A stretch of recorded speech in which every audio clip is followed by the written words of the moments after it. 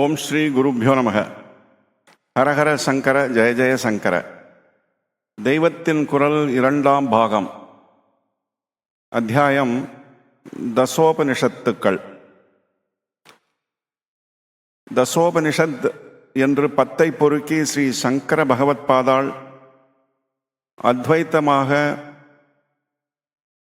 அத்வைத்த பரமாக பாஷ்யம் பண்ணினார். பின்னால் வந்த விசிஷ்டாத்வைத்தம், துவைத்தம் முதலியவற்றைச் சேர்ந்த பெரியவர்களும் இதே 10க்கு தங்கள் தங்கள் சித்தாந்த பிரகாரம் பாஷ்யம் செய்தார்கள். இந்த 10ஐயும் சுலபமாக ஞாபகத்தில் வைத்துக் கொள்வதற்காக பெயர்களை ஒரு ஸ்லோக ரூபத்தில் கோத்து சொல்வதுண்டு. ஈஷ கேன கட பிரஷ்னமுண்ட மாண்டூக்ய தித்திரி ஐதரேயம்ச சாந்தோக்கியம் பிருகுதாரண்யகம் தச. ஸ்லோகத்தில் சொல்லி இருக்கிற வரிசை கிரமப்படிதான் ஆச்சாரியால் பாஷ்யம் பண்ணி இருக்கிறார்கள். இதிலே ஈசம் என்பது ஈசாவசிய உபனிஷது. இது சுக்ல யஜுர்வேதத்தில் சம்ஹிதையிலே முடிவாக வருவது. ஈசாவாஸ்யம் என்ற வார்த்தையோடு ஆரம்பிப்பதால் இந்த உபனிஷத்துக்கு இப்படி பெயர். கேன என்று ஆரம்பிக்கும் அடுத்த உபனிஷத்துக்கு கேனோபனிஷது என்று பெயர். ஈஸ்வரனால் தான் இந்த லோகம் முழுக்கவும் வியாபிக்கப்பட்டிருக்கிறது.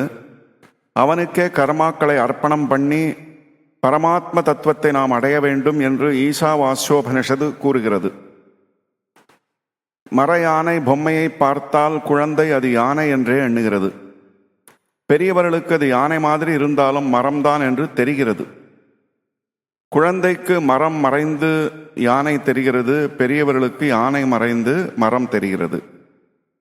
இப்படியே பார், அதாவது உலகம் முதலாக பஞ்சபூதங்களும் பரமாத்மா என்ற மரத்தால் பண்ணின பொம்மைதான். பரமாத்மாதான் இத்தனையும் என்று நாம் பார்க்க வேண்டும். மரத்தை மறைத்தது மாமத யானை, மரத்தில் மறைந்தது மாமத யானை. பரத்தை மறைத்தது பார்முதல் பூதம், பரத்தில் மறைந்தது பார்முதல் பூதம் என்று திருமூலர் சொன்ன பஞ்சபூதங்களையே பார்த்து கொண்டு அதன் காரணமான பரமாத்மாவை மறந்திருப்பதை விட்டு இவற்றால் பரமாத்மா மறைந்து போக விடாமல் இவற்றிலும் வியாபித்திருப்பது பரமாத்மாதான் என்று அனைத்தையும் ஈஸ்வர வியாபகமாக பார்க்க வேண்டும்.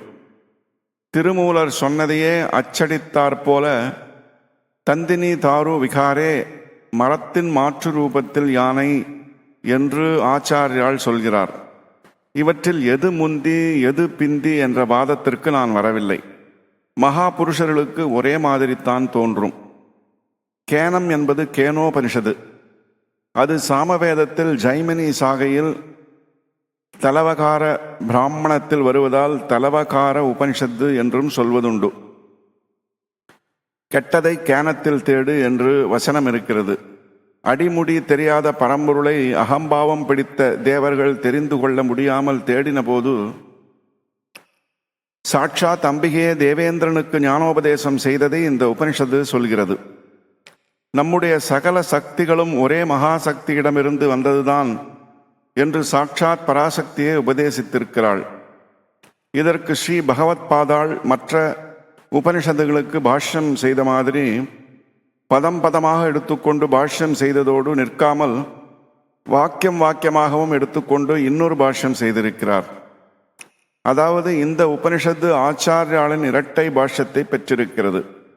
சௌந்தர்ய லகரிலும் ஆச்சாரியால் இந்த உபனிஷத்தை முக்கியமாக நினைத்து கொண்டே வேதமாதாவின் சிரசில் வைக்கப்பட்ட உன் திருவடிகளை என் மேலும் வையம்மா, என் தலைமேலும் வையம்மா என்று அம்பாளை பிரார்த்தனை பண்ணுகிறார்.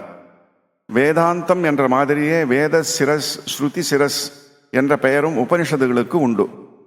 சிரஸ் என்றால் தலை, முடி என்றும் தமிழில் சொல்கிறோம். வேதத்தின் அந்தமாக முடிவாக இருப்பதோடு அதன் சிரசான முடியாகவும் இருப்பவை உபனிஷத்துகளே. வேதமாதாவின் சிரசில் அம்பாள் பாதம் இருக்கிறது என்றால் அது உபனிஷத்தில் இருக்கிறது என்றே அர்த்தம். இந்த கேனோபனிஷத்தில்தான் அம்பாள் ஞானாம்பிகையாக வருகிறாள்.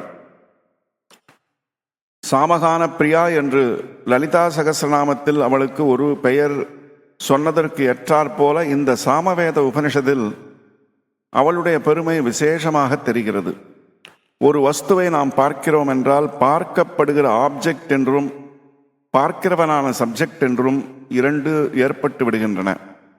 நம் உடம்பை நம்மால் ஆப்ஜெக்டாக தெரிந்து கொள்ள முடிகிறது. என் உடம்பு நன்றாய் இருக்கிறது அல்லது நன்றாய் இல்லை என்று நாம் அதை பற்றி தெரிந்து கொள்கிறோம் என்றால் அது அப்போது ஆப்ஜெக்ட் ஆகிவிடுகிறது. இதிலிருந்து மாறாக நாம் என்ற ஏதோ ஒன்று சப்ஜெக்டாக இருந்து கொண்டு அதை பார்க்கிறது என்று ஏற்படுகிறது. அப்படி பார்ப்பது எதுவோ அதுதான் ஆத்மா. இந்த சப்ஜெக்டை எதனாலும் தெரிந்து கொள்ள முடியாது. அப்படி தெரிந்து கொள்ள முடிந்துவிட்டால் அதுவும் ஆப்ஜெக்ட் ஆகி அதை பார்க்கிற இன்னொரு சப்ஜெக்ட் தான் நிஜ நாம் என்று ஆகிவிடும். நிஜமான நாமான ஆத்மா சப்ஜெக்டாக தான் இருக்க முடியுமே தவிர ஆப்ஜெக்ட் ஆகாது. எனவே சரீரம் முதலான ஆப்ஜெக்டுகளை தள்ளிவிட்டு இந்த சப்ஜெக்டாக நாம் அனுபவத்தில் தனித்து இருந்து கொண்டுதான் இருக்க முடியுமே தவிர அதை அறிந்து கொண்டு இருக்க முடியாது. அறிவது என்றால் இதைவிட இன்னொன்று, இதை ஆப்ஜெக்ட் ஆக்கி ஆராய்ந்தால்தான் முடியும். ஆத்மாவின் விஷயத்தில் இது அசம்பாவிதம். ஆத்மாதான் நிஜமான நிஜம், நிஜமான நாம். அதை அறிய வேண்டுமென்றால் அப்படி அறிகிற வஸ்து ஆத்மாவுக்கு வேறானதாகத்தானே இருக்க முடியும். நம்மில் நம்முடைய நிஜமான ஸ்வரூபத்துக்கு வேறாக என்ன இருக்க முடியும்? ஆத்மாவுக்கு அந்நியமாக அதை அறிய எது உண்டு? எதுவும் கிடையாது. அதனால் ஆத்ம ஞானம், ஆத்மாவை அறிவது என்ற வார்த்தைகளை சொன்னால் கூட இங்கெல்லாம் ஞானம் அறிவது என்பதற்கு ஒரு சப்ஜெக்ட் இன்னொரு ஆப்ஜெக்டை அறிகிறது என்று அர்த்தமில்லை.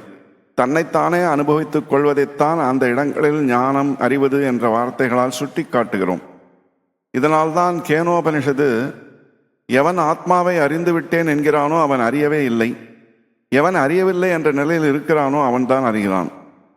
தெரியும் என்று நினைக்கிறவனுக்கு தெரியாது, தெரியாது என்ற நிலையில் இருக்கிறவனுக்கே தெரிந்தது என்கிறது. கண்டவர் விண்டிலர், விண்டவர் கண்டிலர் என்று சொல்வதும் இதைத்தான். இந்த அத்தியாயத்தின் தொடர்ச்சியை நாளை காண்போம். ஓம் சாந்தி சாந்தி சாந்தி.